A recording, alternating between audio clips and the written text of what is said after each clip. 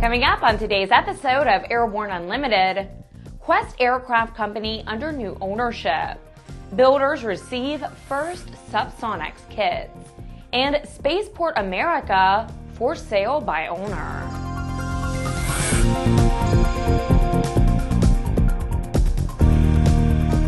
Welcome to Airborne Unlimited. I'm Ashley Hale.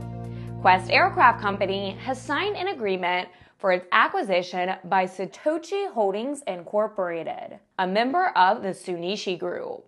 Tsuneishi Group is a well-established global entity headquartered in Hiroshima, Japan, with roots in the shipbuilding, transportation, and related industries.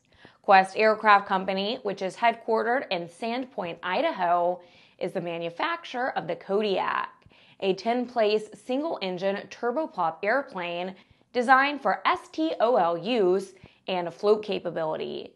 Kodiaks are in operation around the world in key market segments, including personal use, Part 135 operations, government and humanitarian organizations. The Kodiak is certified in 17 countries, with several additional certifications imminent. Quest will remain headquartered in Sandpoint, Idaho, as will the manufacturing operations. The existing leadership team, led by Sam Hill, will continue to oversee and manage the organization.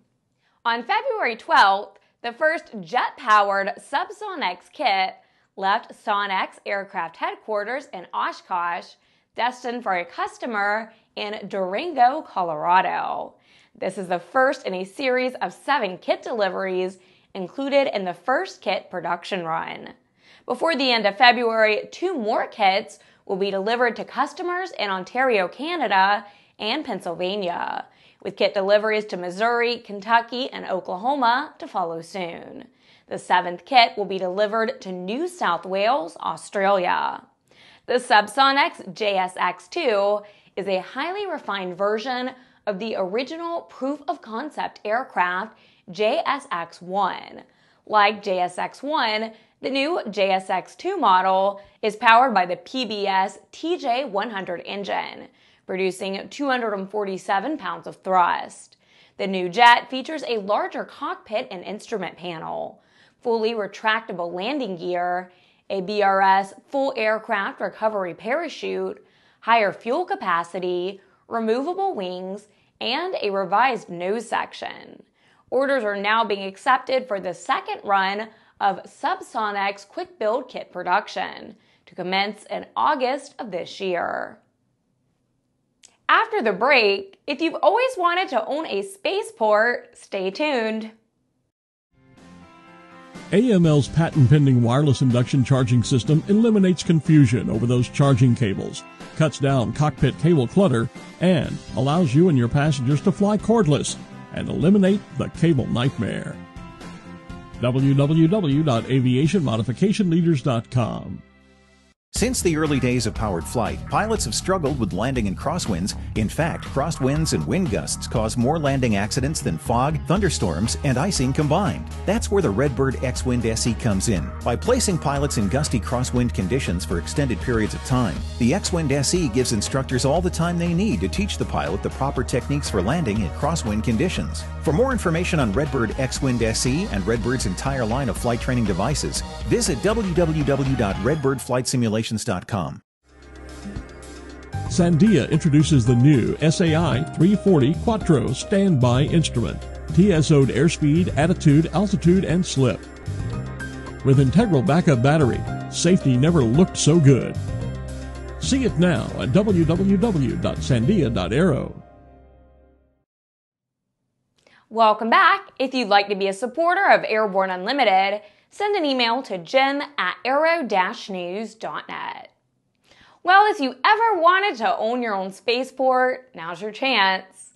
New Mexico State Senator George Munoz has introduced legislation in the New Mexico legislature to put Spaceport America up for sale. The proposal comes after the accident involving Virgin Galactic's SpaceShipTwo, which has pushed the first commercial flights from Spaceport America back at least another year.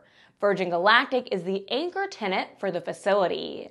Those opposed to the sale have pointed out that development of a spaceport does not happen overnight, and that the facility puts New Mexico on the cutting edge of the commercial space industry. The remote spaceport, far from population centers, is seen as a positive by its developers, but Munoz says it's a negative. He reportedly said that those with enough disposable income to take a tourist ride into space are more likely to go to some place like Dubai, where they can, quote, stay in a 10-star hotel, buy a couple of Rolexes, drive a Bentley, fly in space, and come back, end quote. With some 2,000 Aero-TV programs webcast to cyberspace, sometimes it can be fun to look back and enjoy some of the places we've seen, the flyers we've met, and the planes we've flown. Here's a look at one of our favorite Aero-TV classic episodes. Well, as you say, it's been a rough year for air shows. Personally, I've lost 8 shows this year from sequestration and the cancellation, so it's been a rough season, but we're surviving, trying to get Dracula out there a little bit more, the new airplane. In this video, ANN's Jim Campbell talks with airshow performer Kyle Franklin about the airshow business. You'll get the inside story as you watch Franklin perform. Search Aero-TV, We're Surviving on Aero-TV's news channel. After these messages, a small Alaskan community welcomes helicopter service. There's a difference between charting a steady course and pushing for the ceiling. And for nearly a century, Hartzell Propeller has been defining that difference. It's in our passion for engineering and research and our dedication to testing the limits of performance. We are built on honor. We are Hartzell Propeller. The KSN 770 is an affordable, WAS-enabled integrated MFD with a flexible hybrid user interface from Bendix King. Get your fingers on the 770's perfect blend of touchscreen and hard buttons. Easily control your GPS navigation, Navcom, weather, traffic, and terrain in any condition. For more information, go to bendixking.com. Welcome back. With so much news coming out of the aviation industry, we've summarized some other interesting stories in a brief segment we call Around the Patch.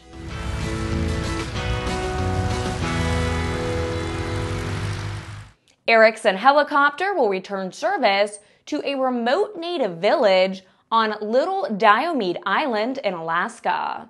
Service had been temporarily suspended due to operational problems. Local residents say a lack of helicopter service has been a major problem. Despite the need for a helicopter service in our last report, it's reported by Gamma that civil helicopter sales and deliveries were down last year.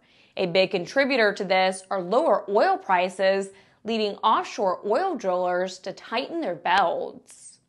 It's reported that the CEO of Helis says that either an all-new aircraft or a re-engined updated version of the 757 would be a good addition to Boeing's lineup. Boeing thinks an extended 737 is the answer.